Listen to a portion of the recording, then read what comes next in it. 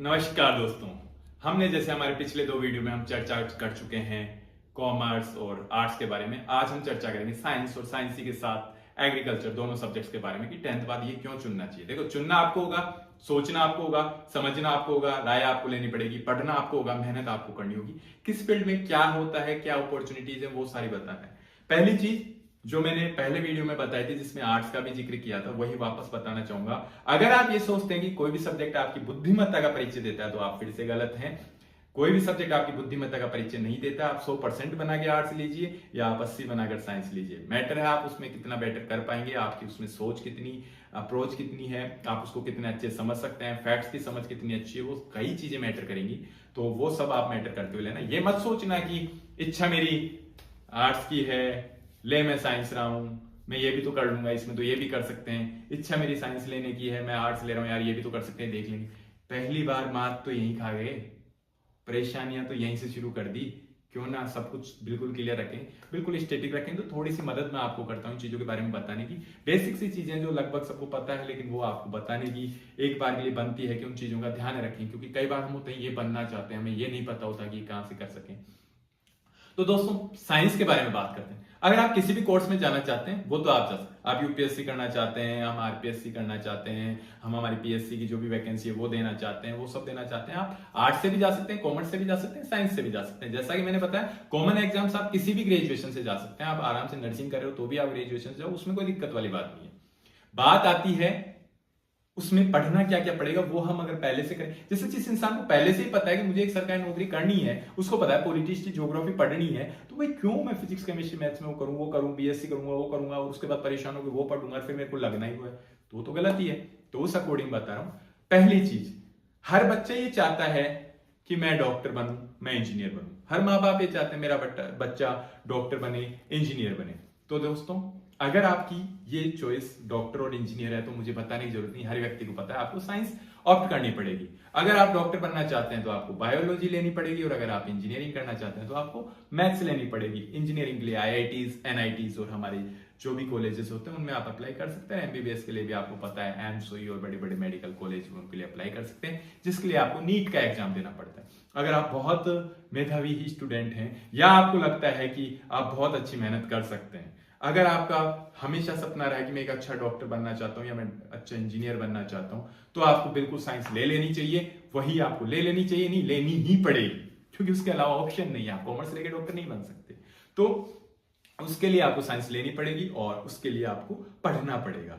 लेने से, साइंस लेने से, साइंस के सब्जेक्ट यूज करने से आप डॉक्टर नहीं बन जाते। फिजिक्स केमिस्ट्री बायोलॉजी को केवल ऑप्ट करने से आप डॉक्टर नहीं बन जाते। वहां से आपके सपनों की शुरुआत होती है, वहां से आपकी मेहनत की शुरुआत होती है, और उस मेहनत में जितनी लगन और जितना ज्यादा दृढ़ संकल्प होता है वही आपको जल्द ही आपकी मंजिल तक ले जाता है। तो सब्जेक्ट लेना वहां से जरूरी हो जाता है। इसके अलावा डॉक्टर इंजीनियर के अलावा क्या है साइंस में, क्या डॉक्टर और इंजीनियर ही है या और कुछ भी है, वो हमारा मुख्य चर्चा का विषय है। क्योंकि ये जो बात मैं बता रहा हूं तो आपको भी पता है, डॉक्टर के अलावा दूसरा ऑप्शन आता है मेडिकल कोर्सेज में। और भी हमारे पास बहुत सारे मेडिकल कोर्सेज होते हैं। यही एक अच्छी अपॉर्चुनिटी देती है साइंस को कि वो कहीं भी आप चाहते हैं कि मैं मेडिकल लाइन में कोई ना कोई सा तो काम कर सकूं, कुछ ना तो कुछ कर सकूं, तो उसके लिए आपके लिए साइंस जरूरी हो जाती है, बेहद जरूरी हो जाती है। यही वजह है सबसे ज्यादा साइंस ऑप्ट करने की, बायोलॉजी ऑप्ट करने की। क्या वजह है? मेडिकल लाइन में डॉक्टर के बाद आप आते हो वेटरिनरी पे। बिल्कुल, आज का नोटिफिकेशन भी आप पढ़ोगे, कहा गया है कि नीट के आधार पर ही वेटरिनरी में भी, वेटरिनरी जो पशु विज्ञान जो होता है, पशु चिकित्सा, उसमें भी आपको प्रवेश दिए जाएंगे। ठीक है, तो उसमें भी आप जैसे पशुओं से रिलेटेड चिकित्सा में जाना चाहते हो तो भी उसके लिए बायोलॉजी जरूरी है। आप आयुर्वेदिक में जाना चाहते हो, बायोलॉजी जरूरी है। आप होम्योपैथिक में जाना चाहते हो, बायोलॉजी जरूरी है। आप एलोपैथिक जो अपना नॉर्मल एमबीबीएस होता है उसमें भी जरूरी है। तो इन सब प्रकार के डॉक्टर्स के लिए आपको बायोलॉजी वैसे जरूरी होगी। इसके बाद इन सभी में एक विभाग होता है, उसको बोलते हैं नर्सिंग डिपार्टमेंट। ठीक है, नर्सिंग विभाग में जाने के लिए भी आपके पास बायोलॉजी जरूरी है। आप डॉक्टर बन सकते हैं, आप नर्सिंग डिपार्टमेंट में जा सकते हैं। इसके लिए अलग अलग एग्जाम्स लेते हैं। कुछ इंस्टीट्यूट्स अपने एग्जाम्स लेते हैं, कुछ आरयूएचएस के थ्रू जाते हैं, इसका एग्जाम होता है, और उसके बाद आप अपने मन पसंदीदा मेडिकल कॉलेज में नर्सिंग की पढ़ाई भी कर सकते हैं। नर्सिंग की भी बीएससी नर्सिंग अलग होती है, जीएनएम अलग होती है, उनमें भी आप पढ़ाई कर सकते हैं। उनमें भी आप अच्छे से अच्छा स्कोप अचीव कर सकते हैं। आप उसके लिए न केवल सरकारी, प्राइवेट संस्थानों में भी आजकल बहुत वैकेंसी निकली है। क्योंकि 2020 का जो हमारा दौर आया था कोरोना वाला, उसमें हमारी मेडिकल की काफी लूप होल्स उजागर किया। तो ऐसे में हमें पता लगा कि हमें बहुत तादाद में मेडिकल फैसिलिटीज की, मेडिकल एम्प्लॉयज की, इन लोगों की जरूरत है। और उसके बाद से एक बूम आया है और उसके अंदर लगातार इन चीजों की डिमांड बढ़ती जा रही है। हॉस्पिटलिटी की डिमांड, हॉस्पिटल की डिमांड है, डॉक्टर्स की डिमांड है, डॉक्टर्स के साथ जो एम्प्लॉयज, नर्सिंग स्टाफ वगैरह सब चीजों की डिमांड है। हमें अत्याधुनिक सुविधाएं चाहिए जैसे जैसे हमारी जनसंख्या और दौर बढ़ता जा रहा है। तो ऐसे में ये काफी अच्छी अपॉर्चुनिटीज हो सकती हैं। आप नर्सिंग फैक्टर्स में जा सकते हैं, आप नर्सिंग सेक्टर्स में जाइए, आप मेडिकल सेक्टर्स में जा सकते हैं। नर्सिंग स्टाफ में आपको काफी वैकेंसीज भी देखने को मिलती है। हमारा राजस्थान सरकार भी लगातार सेकंड ग्रेड, संविदा वर्ग पे तो आजकल बैक टू बैक हर साल ही वैकेंसी हम निकाल रहे हैं। गवर्नमेंट में भी निकलती रहती है, एम्स में निकलती रहती है, अलग अलग जो हमारी सेना वगैरह है उनमें भी निकलते हैं, बीएसएफ वगैरह नर्सिंग स्टाफ की वैकेंसी निकलती रहती है, क्योंकि हर जगह डिमांड रहती रहती है। मैं तो कह रहा हूँ एक छोटी छोटी पीएससी में भी हमारे आसपास का जो प्राथमिक चिकित्सा केंद्र है वहां भी एक नर्सिंग स्टाफ की जरूरत होती है। तो ऐसे में ये काफी अच्छी अपॉर्चुनिटी हमें दे सकता है। इसके बाद बात करते हैं पैरामेडिकल कोर्सेस की। पैरामेडिकल क्या होता है? पैरामेडिकल का मतलब होता है नर्सिंग स्टाफ, डॉक्टर स्टाफ के अलावा भी हमारे काफी स्टाफ होता है। आप अपनी पैथोलॉजी जांचें करवा रहे हैं, आप अपनी क्लिनिकल पैथोलॉजी, हिमेटोलॉजी, आप कई जांचें करवा रहे हैं, आप एक्सरे करवा रहे हैं, आप सीटी स्कैन करवा रहे हैं, अब ये सब चीजें करवा रहे हैं, ये कौन करेगा? आपकी ब्लड की जांच कौन करेगा? ये सब पैरामेडिकल कोर्सेज में होते हैं। पैरामेडिकल कोर्सेज में जैसे कि एमएलटी हो गए, मेडिकल लेबोरेटरी से रिलेटेड हो गया। पैरामेडिकल कोर्सेज में डीआरटी हो गई, रेडियो के से रिलेटेड हो गया, ईसीजी से रिलेटेड कोर्स हो गया, हमारे डायलिसिस से रिलेटेड कोर्स हो गए। ये सब से रिलेटेड जो कोर्स हैं वो करने पड़ते हैं। इनके डिप्लोमास भी होते हैं, ऑप्थो से रिलेटेड, आंखों से रिलेटेड हो गया, इनके डिप्लोमास भी होते हैं और इनकी बैचलर डिग्रीज भी होती है। व्हाट एवर यू वांट, जो आप करना चाहते हैं। आप चाहते हैं मैं इसमें आगे तक जाना चाहता हूँ, बैचलर लेकर उसके मास्टर्स वो कीजिए। आप चाहते हैं कि मैं इसका डिप्लोमा या कुछ लेकर इसमें जॉब की अपॉर्चुनिटी से करना चाहता हूँ, तो आप वो भी ऑप्ट कर सकते हैं। उस फील्ड में जाकर आप वो सारी चीजें कर सकते हैं। इसके अलावा हमारे पास ऑप्शन में बस जाता है टीचिंग लाइन हो गई। बीएससी में कुछ अच्छा करना चाहता हूं, मैं रिसर्च करना चाहता हूं, मैं साइंटिस्ट बनना चाहता हूं, तो आप रिसर्च करना चाहते हैं, साइंटिस्ट में बनना चाहते हैं, तो आप जिस फील्ड में हैं उस फील्ड में आपको बीएससी एमएससी बहुत अच्छे अंकों से करनी पड़ेगी। उससे रिलेटेड रिसर्च संस्थान में जाना होगा, उससे रिलेटेड रिसर्च करनी पड़ेगी और उसके बाद आप वो चीज भी अचीव कर सकते हैं। टीचिंग लाइन में जाना चाहते हैं तो वो सब्जेक्ट बीएससी एमएससी करने के बाद बीएड, बैचलर ऑफ एजुकेशन जो कि नेसेसरी है, वो करने के बाद आप उस सब्जेक्ट के टीचर भी बन सकते हैं। और प्राइवेट और गवर्नमेंट सेक्टर्स दोनों में काफी अच्छी डिमांड भी होती है। अगर आपको बहुत अच्छा नॉलेज है तो आप देख रहे हैं कि साइंस के बच्चे हैं, तो आप अच्छा नॉलेज है तो आप अच्छी अपॉर्चुनिटी अपनी बना सकते हैं। तो काफी ज्यादा, काफी संभावना वाला क्षेत्र आपके लिए है। इसके अलावा जो गवर्नमेंट वैकेंसी जितनी भी आती है उनके दरवाजे तो आपके लिए खुले हुए हैं ही, उनमें आप किसी के लिए भी अप्लाई कर सकते हो। ये मेडिकल की काफी, इसके अलावा भी बहुत से कोर्स है, बहुत छोटे मोटे कोर्स है जो आप कर सकते हो। इसके अलावा मैं बात करता हूं मैथ्स के बारे में। अगर आप मैथ्स से हैं तो वही चीज साइंस वाली, इंजीनियरिंग में जाना चाहते हो तो आपको आईआईटी के लिए जाना पड़ेगा। आईआईटीज के बाद हमारे जो नॉर्मल इंजीनियरिंग कॉलेजेस हैं, एनआईटीज हैं, उसके बाद हमारे सामने क्षेत्रों में जो कॉलेज हैं, आप किसी भी कॉलेज से इंजीनियरिंग के लिए मैकेनिकल, इलेक्ट्रिकल, जो भी हमारी ब्रांच आती है, कंप्यूटर साइंस, उनसे आप इंजीनियरिंग कर सकते हैं और आप अभियांत्रिकी क्षेत्र में अपनी सेवाएं दे सकते हैं। आप चाहें तो गवर्नमेंट सेक्टर्स में जाइए, आप चाहिए तो प्राइवेट सेक्टर्स में जाइए, दोनों जगह आपकी डिमांड होती है। गवर्नमेंट सेक्टर्स में हमारा राजस्थान सरकार भी लगातार अलग अलग विभाग जेईएन की वैकेंसी निकालते हैं, जिसको जूनियर इंजीनियर बोलते हैं, बिजली विभाग निकालता है, हमारे अलग अलग डिपार्टमेंट निकालते हैं, राजस्थान सरकार निकालती है, अभी भी निकली जेईएन की वैकेंसी आती है, एईएन की वैकेंसी आती है जिसको सहायक अभियंता कहते हैं। कभी नगर पालिका में जो डीएलवी डिपार्टमेंट होता है, कभी हमारी आरपीएससी के थ्रू आती है।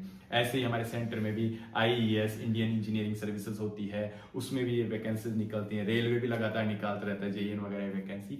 तो काफी अकॉर्डिंग इंजीनियरिंग की काफी अपॉर्चुनिटीज है। उसके अलावा आप प्राइवेट सेक्टर्स में तो जा ही सकते हैं। और जो हमारे जो अदर्स गवर्नमेंट सेक्टर्स बच गए, इन चीजों में आप इसके लिए अप्लाई आसानी से कर सकते हैं, क्योंकि वो तो कर ही रहे हैं ना। जनरली इंजीनियर क्षेत्र, इंजीनियरिंग आपको हर जगह मिलेगी देखने को, तो हर क्षेत्र में आपको इंजीनियर्स मिल ही जाएंगे, उसमें कोई बड़ी बात नहीं है। क्योंकि काफी डिमांड रहती है, एक अच्छा माना जाता है इसको, एक अव्वल दर्जे का कोर्स माना जाता है, इस वजह से ये सारी चीजें हो पाती हैं। और इसके अलावा वही चीज सेम साइंस वाली, बायो वाली रिपीट होंगी, बस ये अंतर था वो समझा दे। बाकी वही आप रिसर्च करना चाहते हैं तो उससे पर्टिकुलर रिलेटेड सब्जेक्ट में जाना पड़ेगा। और ऐसा माना जाता है कि मैथ्स वगैरह इतने सब्जेक्ट काफी अच्छे पढ़ने से हमारा दिमाग की जो ब्रेन स्टॉर्मिंग होती है वो इतनी अच्छी हो जाती है कि वो हर क्षेत्र में जाता है। मैंने बोला ना अभी थोड़ी देर पहले कि इंजीनियर आपको हर क्षेत्र में, वो कोई सा भी एग्जाम निकाल देते हैं, वो ये भी निकाल देंगे, वो एसएससी भी निकाल लेंगे, वो यूपीएससी भी निकाल लेंगे, वो अपने जो गवर्नमेंट के जो जनरली एग्जाम तो वो भी निकाल, क्योंकि स्टॉर्मिंग अच्छी है तो फिर वो सब्जेक्ट्स की समझ, फैक्ट्स की समझ, उनकी अप्रोच काफी अच्छी हो जाती है, तो ये काफी अच्छा मददगार साबित हो सकता है और काफी स्टॉर्मिंग वाला कोर्सेज होता है तो आप कर सकते हैं। इसके अलावा आप टीचर बनना चाहते हैं, मैथ्स के टीचर बनना चाहते हैं, फिजिक्स केमिस्ट्री के टीचर बनना चाहते हैं तो पर्टिकुलर सब्जेक्ट से बीएससी एमएससी बीएड वो कर सकते हैं, उसमें आप आगे जा सकते हैं, तब अपार संभावनाएं आपके लिए है। और इसके बाद मैं छोटी सी बात और अंत में एक बात करना चाहूंगा, महत्वपूर्ण, छोटी बट बहुत महत्वपूर्ण, कृषि विज्ञान से रिलेटेड। दोस्तों हमारा जो देश है वो कृषि प्रधान देश है, ये आप हमेशा जानते हैं, कृषि पे डिपेंड देश है और हम नहीं चाहते, कई बार ऐसा होता है कि हम सोचते हैं कि नहीं कृषि में हमारा ऐसा क्या ही रहेगा, इतनी अपॉर्चुनिटीज रहेंगी भी नहीं रहेंगी। तो दोस्तों उन सभी संभावनाओं को मैं आपको बता दूं, कृषि विज्ञान बहुत संभावना वाला क्षेत्र है, स्पेशल लड़कियों के लिए। हमारी राजस्थान सरकार की बात करें तो कक्षा 11 से लेकर लड़की जब तक कृषि विज्ञान में पढ़ेगी तब तक उसको स्कॉलरशिप दी जाती है, भले वो कोई सी भी कैटेगरी से आए, कैसे भी है, उसको स्कॉलरशिप मिलती है, पढ़ाई की स्कॉलरशिप मिलती है। उसके अलावा कृषि विज्ञान के बाद आप अच्छे संस्थानों से अगर कृषि विज्ञान से बुनियादी आप ग्रेजुएशन करते हैं, पोस्ट ग्रेजुएशन करते हैं तो उससे रिलेटेड हमारी एग्रीकल्चर सुपरवाइजर हो गई, AA हो गई, असिस्टेंट एग्रीकल्चर ऑफिसर हो गई, असिस्टेंट स्टेटिस्टिकल ऑफिसर, और ये भी पोस्ट्स कई आती हैं जिनमें कृषि क्षेत्र में आती हैं, उन सब चीजों में आपको अपॉर्चुनिटी दी जाती है। तो असीम संभावनाएं वाले ये क्षेत्र होते हैं, लेकिन ये तो मैं बात कर रहा हूँ ये तब है जब आप गवर्नमेंट में जाना चाहते हैं।